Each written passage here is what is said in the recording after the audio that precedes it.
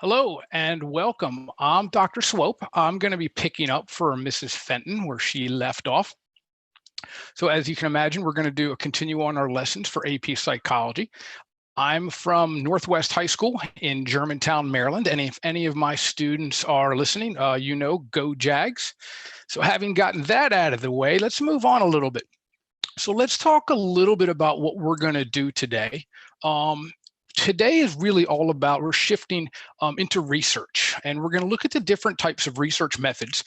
And of course, if we have different methods, that means some are better in some situations than others. So we're going to look at the purposes and strengths and weaknesses of which method you would use in which circumstance. Then we're going to move down. Second bullet point, we really want to talk about operational definitions towards the end of our time today and why they're so important when we look at measuring things in behavioral and psychological research. At the third bullet point, we're going to look at the concept of validity. And the question is, the product of the research, are we getting what we think we're getting? And that depends a lot on operational definitions and how we set up our types of researches. Okay. My students will know, and it's a phrase many of you have probably heard, that we say psychology is a science, not because of what we study, but because of how we study it.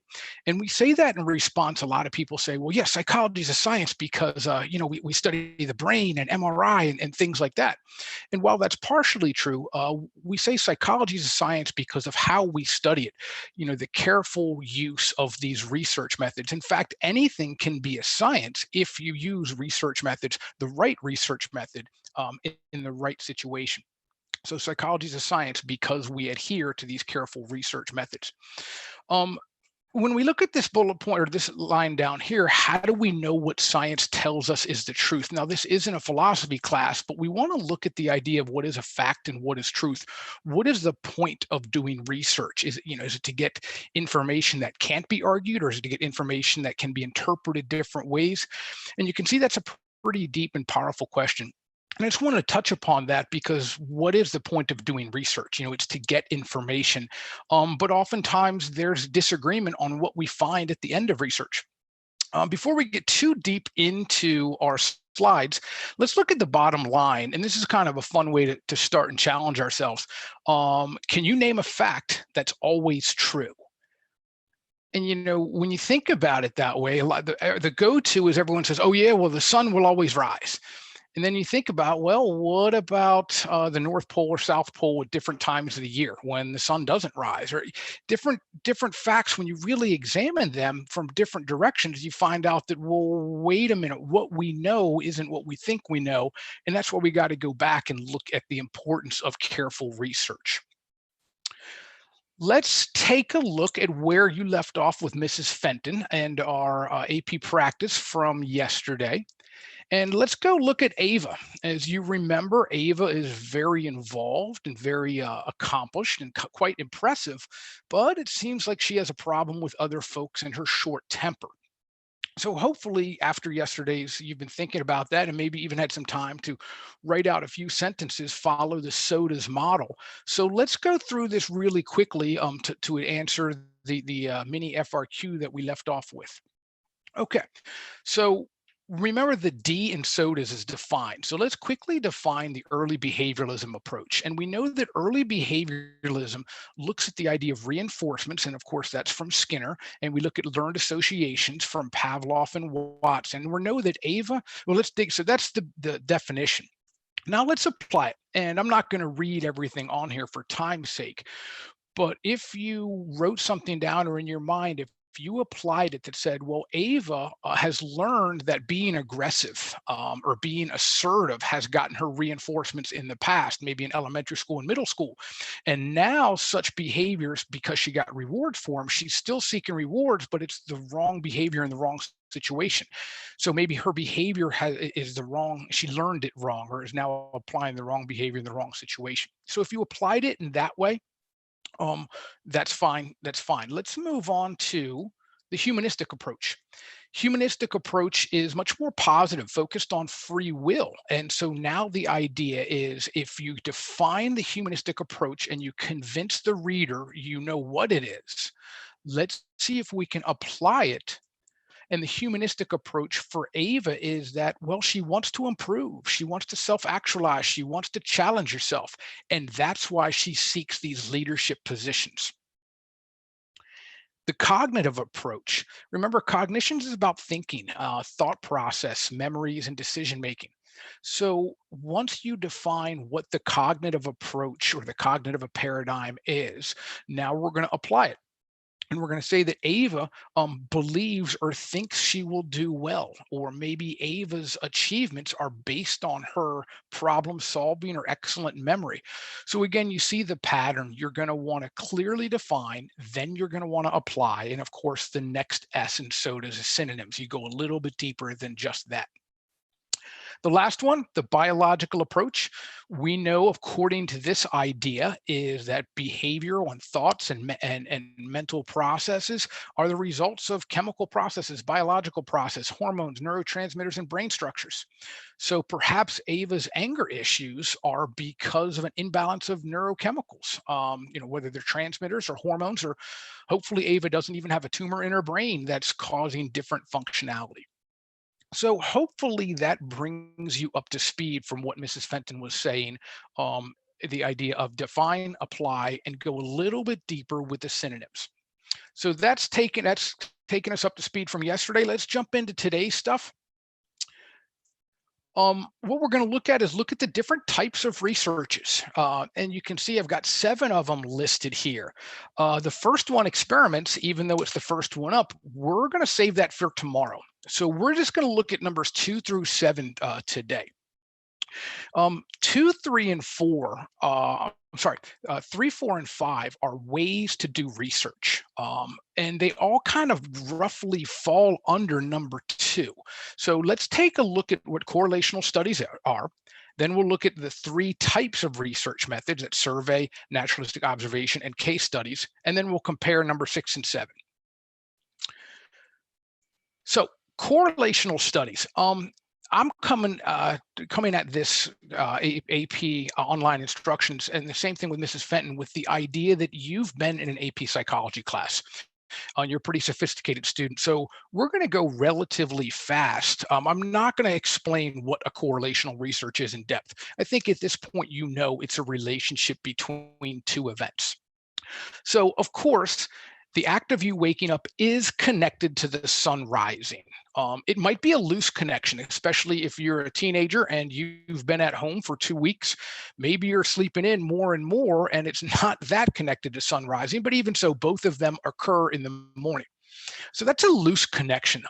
Let's look at this second one. What about online instruction and AP scores? I think teachers, statisticians, and certainly the College Board is going to be looking out maybe this summer and next year, and maybe doing some math and looking at the numbers and say, what does online instruction have to say about AP scores?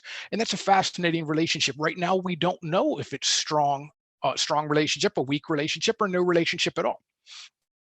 The third one down is a little bit interesting, and feel free to check my facts on this. So after the exam, I mean, after this presentation, not now, but I want you to check me on this. But I believe there's a very strong correlation between ice cream sales and drownings.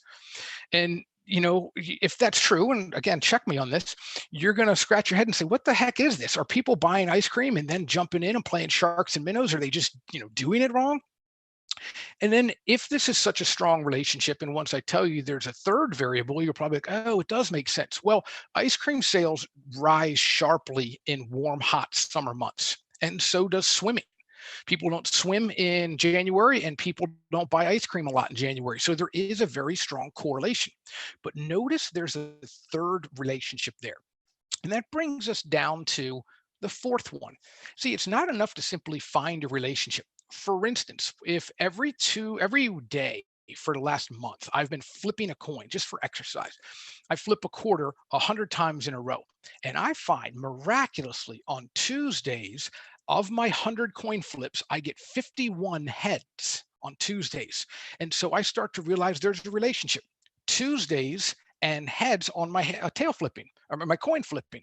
And I say, aha, there's a relationship. And maybe I build a superstition around that. Maybe I publish and say, it's a fact. Well, I think you can see that's a little ridiculous. And that brings us down here to significance. significance. We'll talk a little bit more about significance on Thursday, but for right now, just remember that significance is when the relationship is probably not due to chance. We can't be 100% sure. Remember what I said, it's difficult to find a fact that's always true. So we'll dig into significance, but the idea is a relationship itself isn't enough. Is it a strong enough relationship? Is it a durable relationship? The advantage of correlational studies is that they happen outside of a lab. So the three correlational studies we're going to talk about today is going to be survey, is going to be case study, is going to be naturalistic observation. Since most of us don't live in a lab, we have to gather data of human beings where they live. Of course, the disadvantage is because it's not a lab, we can't prove causality. We can't say one thing caused another. Um, just as I challenge you to find a fact that's always true, this one's slightly easier, but still not always easy. Can you think of a relationship between two events that's perfect, where for every time there's X, there's going to be a Y? And that's tough to do. It's tough to do. Let's look at the relationship between two events. Again, you've had psychology for several months now, hopefully, and you're pretty far along in your high school career. So I'm not going to overteach algebra here, but the idea of scatter plots is how you, of course, show or demonstrate the relationship between two events, okay? And we're going to look at, of course, the rise over the run. The run is the X value. That's going to be on the X axis, and the Y rise, of course, is on the Y value. And so if we look at the idea down here in the lower left, the X value would be the act of you waking up. The Y value is going to be, of course, the sun rising. There is a relationship. Generally, you wake up in the morning and the sun rises in the morning. The middle, actually, let's move on to the next point because I'm getting into the idea of correlational coefficient.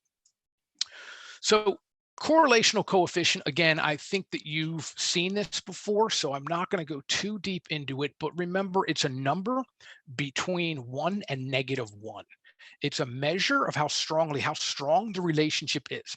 So if you have a correlational coefficient, that's a perfect relationship. For every X, there's a Y. For -1, for every X, there's not a Y. And that is a perfect relationship. Somewhere in between there is where most of the results of our studies will be. So again, if we look here, this is waking up in the morning, sun rising. In the middle one, the X value would be the act of you waking up causes your ice cream preference to be vanilla. And on the surface, that's just ridiculous. There's no relationship. So that would have a correlational coefficient of 0. And then over here, we could say a correlational coefficient, the act of you waking up, moon rising. That's not a very strong, it's actually a strong relationship, but it's strong in the negative direction. A perfect relationship going back here, for every unmarried male, there's a bachelor. That's a strong relationship. For every unmarried male, vanilla ice cream is their preference. And then over here, for every unmarried male, there is going to be for every bachelor, there's going to be a married male, those kind of things. Okay, of our 3 research methods we're going to talk about, the first one is going to be survey. Notice I even put up here, we don't need a definition. Again, the presumption is you've had this before. But where I want to slow down is what Mrs. Fenton and I and where the College Board wants to steer us is we're not memorizing hundreds of vocabulary words. We're not memorizing definitions. The AP exams are FRQ based. So the challenge is to demonstrate you understand what a survey is, but to apply it, you really need to be familiar with it. So let's look at the advantage and disadvantage of survey, naturalistic observation, and case study. So I'm presuming you know what a survey is.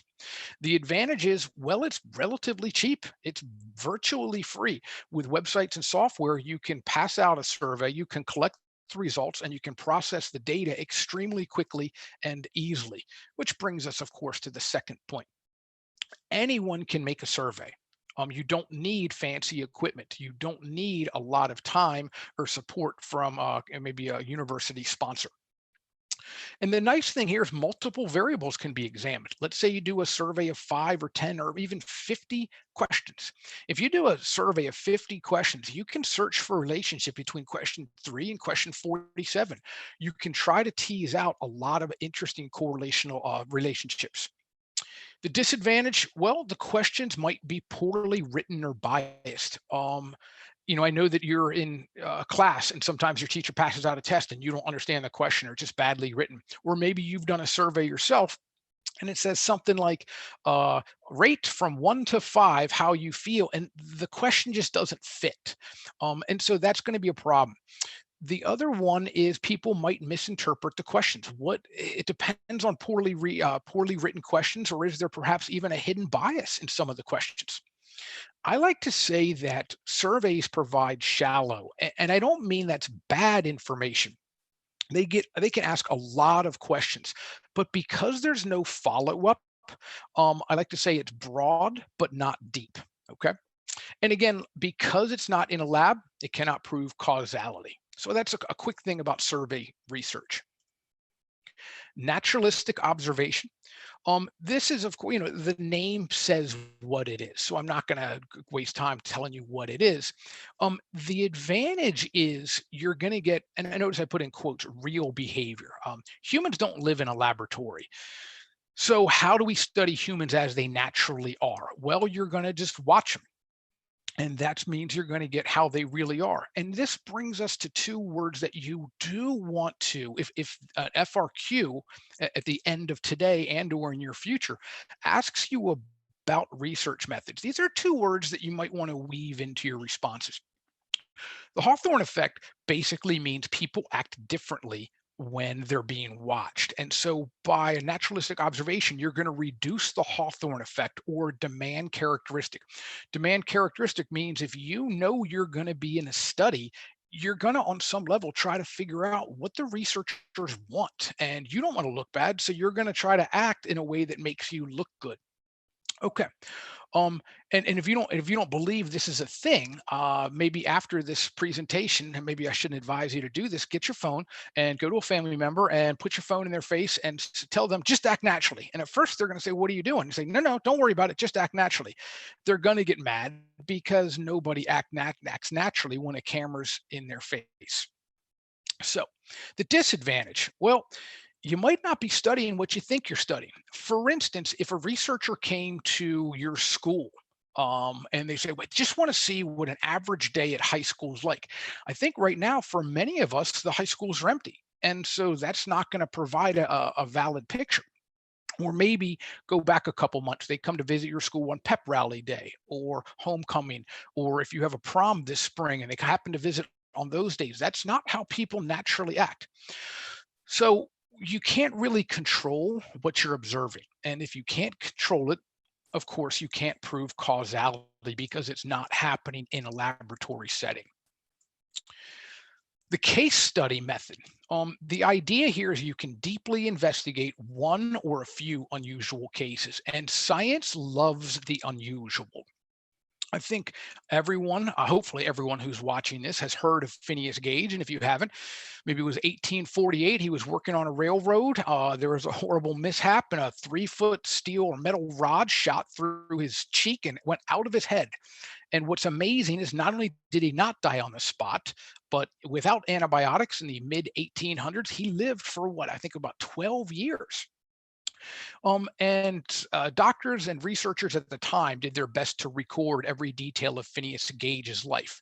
And we can see, because of course we can't replicate that research, we can then try to say what happens in this very unusual case.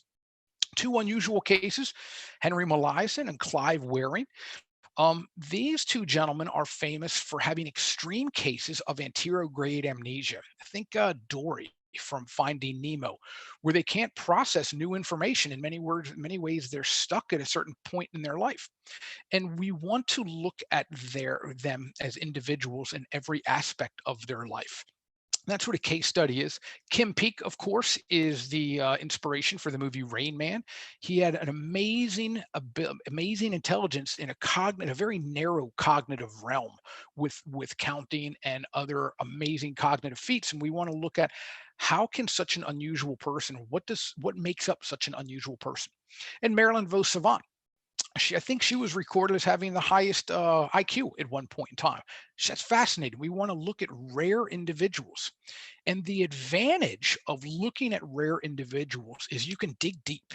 You can look at possible relationships. What if you look at someone of the highest IQ? Well, what did they read when they were a teenager? How were they raised? And those kind of things. I like to say the advantage of a case study is it's the opposite of a survey. Remember, I said a survey is very broad but doesn't go deep. A case study is quite the opposite. You go deep in a very narrow area with a few people or even just one person. The disadvantage is it's time consuming. And I think a bigger disadvantage is subjects are not representative. If you look at Marilyn Vos Savant, she has a astronomical IQ. Unfortunately, or maybe not fortunately, just a fact of life, most of us have an average IQ. So let's say you spend a whole bunch of time studying someone like Marilyn Vos Savant. I don't know that her results are going to be applicable to the rest of us. And because we can't control for what happened in throughout someone's whole life, a case study, if we follow them for years and decades, we don't know what caused them to be unusual. We're just kind of watching. Longitudinal studies is not necessarily a research method by itself. In fact, it's a way to do some of these research methods. You notice that I highlighted or underlined the word long. So the quick mnemonic is that a longitudinal study is when you follow participants or a group for a long time. And that's to differentiate it from our next one, which would be cross-sectional studies. An example was school children who were displaced by Hurricane Katrina in 2005, I believe it was. Hurricane Katrina devastated New Orleans, right? And so thousands of children were moved to different schools, whether they're staying with family or by other families they didn't even know, and they started going to school for months and even years in a strange school. How would that affect their development, either academically, cognitively, socially, or even physically? And so you follow those children for 5 or 10 years. Child prodigies. This is interesting. Imagine there's a 5-year-old or a 7-year-old who plays violin or piano at the level of an accomplished adult, and it's amazing. Well, we want to follow that child for a long time. So starting at 7, maybe to 17, maybe even to 27. And we want to look at what other variables, what other things are in that child's life. School children. Now, this will be an interesting one because it's kind of like we're all looking in the mirror right now. School children who've had about a quarter of their school year interrupted, give or take. I know different students have different school years, but most of us are at home, online instruction, and we're going to miss the fourth quarter of a school year. What is that going to mean? Now, if you're a junior or senior in high school, perhaps not too much. But what about a second grader who's just starting to learn? They were right there to learn a certain math concept or starting to learn to read fluidly.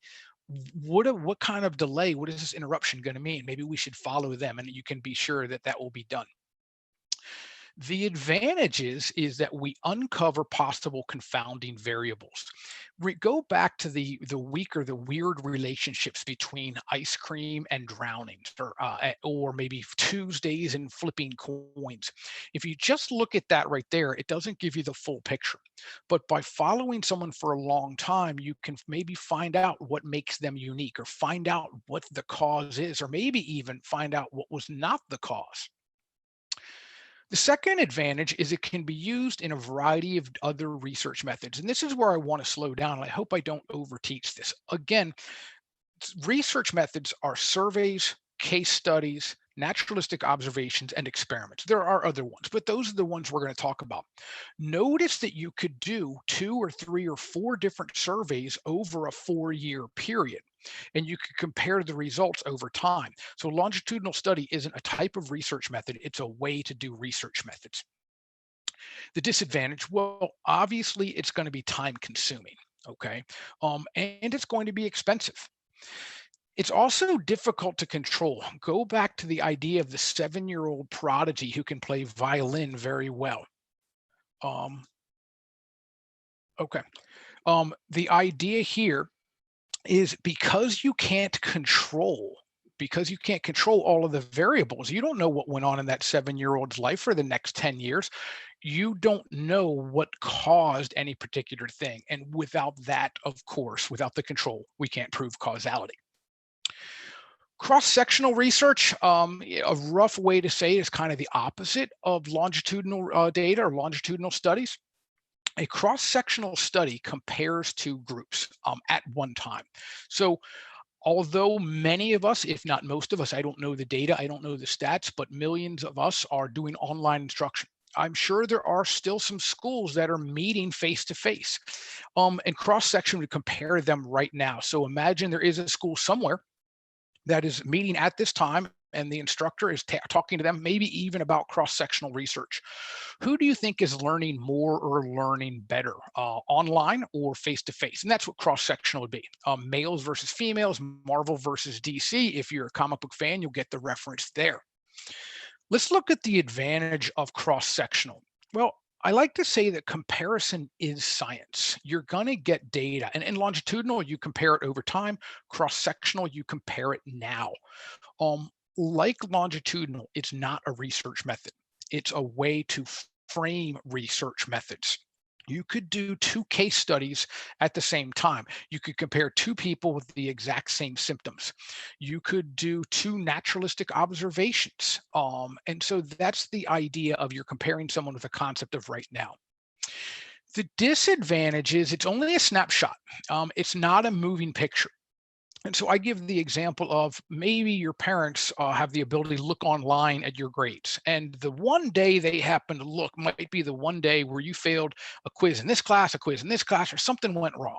And so your grades look bad on that particular day. And your parents are getting concerned, and maybe they talk to you a little bit. And you want to say, just relax, because it's not showing you the whole idea. My grades are high, they went down, they'll go back up again. And so that's the disadvantage with cross-sectional research.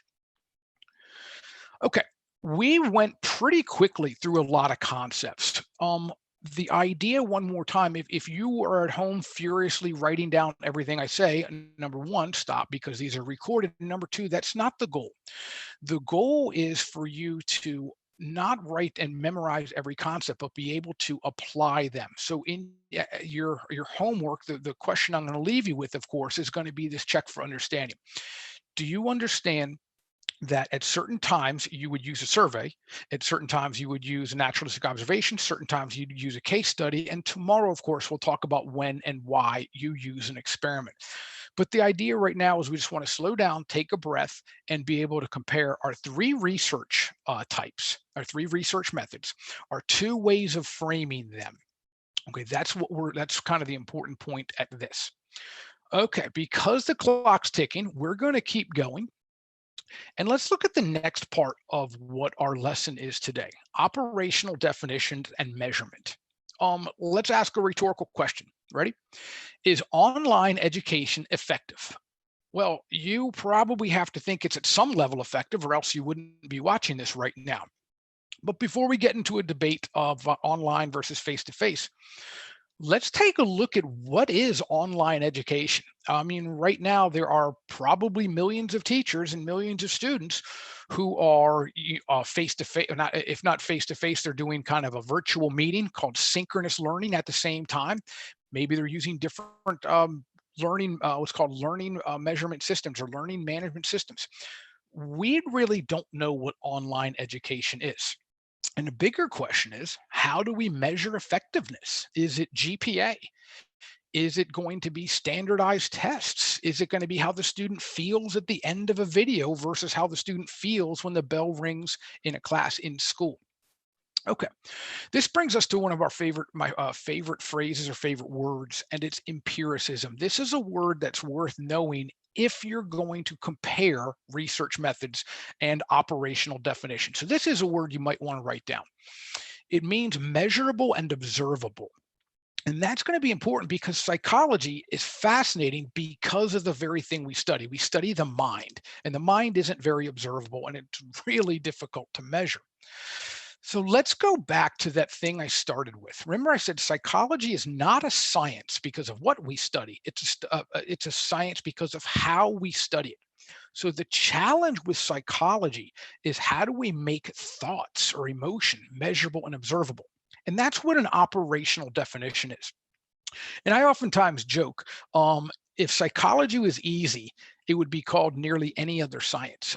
Not to pick on the chemistry folks, and a lot of folks say chemistry is very difficult, and it can be for certain people, but they have the luxury of having a very nice chart where everything stays in their box and it has a very nice and convenient atomic number. And that's different than psychology because we don't know how big the mind is. Is anger different than frustration? And how do you categorize, classify, measure, and observe these things? Go back to the question, are there any facts? That's really dependent on how we got the facts, okay? And this ties in with which research method was used to get this thing called facts.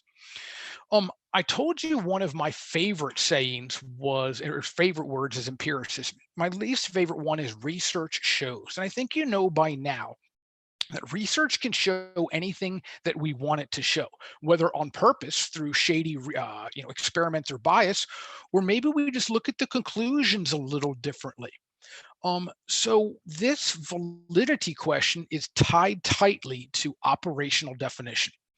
So if you're a psychologist and you want to study sadness, how do you do that? Well, if you're a psychologist, of course you want to, but how do you do it? Because sadness isn't very empirical. So what do? We operationally define sadness as, ready, the number of tears shed in a given time. Or if not the number of tears, how about the volume of each tear? Is it a bigger tear or a smaller tear? Or how about the salinity of tears? Is your tear more salty when you're sad than when, if you're, have something in your eye? Similarly, how do you measure intelligence? Well, first you have to define it. Remember, it must be defined so it can be measured. So if we're going to study the effectiveness of online education, if we're going to make that a psychological study, first we have to clearly define it, and then we have to measure it. So I think that makes sense. A study has to be valid if the variables are operationally defined. The advantage is, again, it allows for scientific measurement. How does one define thoughts? Okay, and we're going to need to, for lack of a better word, simplify and maybe even dumb it down so it can be measured.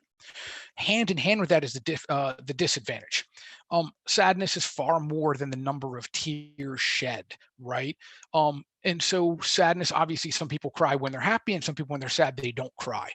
And this is going to be important when we're setting up research design, research surveys. How do we define our variables?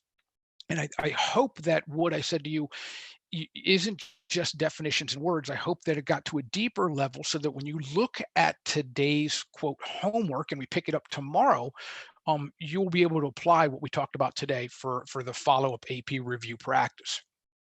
Okay, so as we're coming to the end, let's debrief and let's take a look at what we did. Well, we looked at the advantages of our three research methods: survey, naturalistic, observation.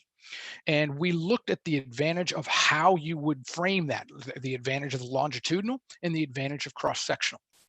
And then, of course, we looked at the survey, the disadvantages of survey, naturalistic observation disadvantage, the case study disadvantage. And we also looked at the disadvantage of how you would set these research methods up.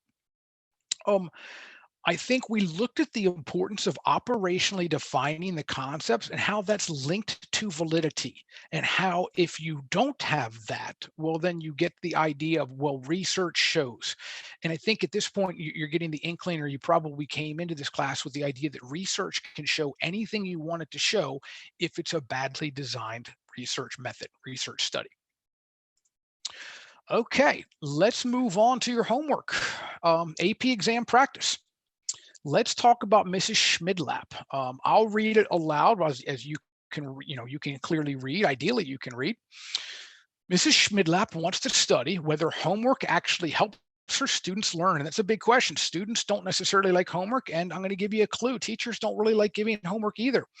So does homework actually help? but she doesn't know the best way to study the issue. Given the 3 research methods below, explain how Mrs. Schmidlap might study her question. Okay, well, I think we talked about how these would be applied and the advantages and disadvantages of that. And then your challenge, of course, is to explain the importance of operationally defining the aspects of her study. That's pretty much it for us today. I'll be picking this up tomorrow. Ms. Fenton and I are kind of tag teaming 4 days for each of us. So I just want to say thanks for watching. We hope you'll join us again. Be sure to complete the practice question and we'll review the answer in the next lesson.